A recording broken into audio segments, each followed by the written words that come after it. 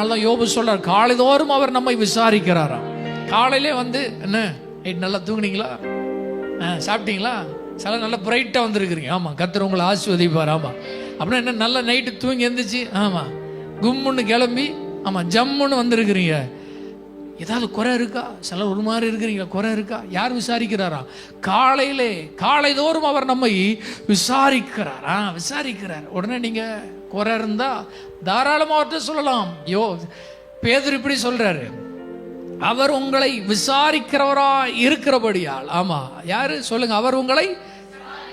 சிலரை விசாரிக்கிறதுக்கு நான் பயப்படுவேன், ஏன்னா லிஸ்ட் பெருசா கொண்டு வந்து இறக்கிடுவாங்க. ஆமா, அதனால ஆத்தாடி அப்படின்னு சொல்லி இந்த சைடு திரும்பி போயிடுவோம். ஆனா அவர்கிட்ட சொல்லுங்க, அவர் உங்களை விசாரிக்கிறவரா இருக்கிறபடியால் உங்க கவலையெல்லாம் நீங்க சுமக்காம மண்டையில போட்டு குழப்பாம சொல்லுங்க, அவர் மீது வைத்து விட்டு ஆமா நல்ல கையை கழுவிட்டு கையை தட்டிட்டு உதறிட்டு ஆமா அவர் எல்லாம் பார்த்து கொள்வார்னு விசுவாசத்தோடு செல்லுங்கள்.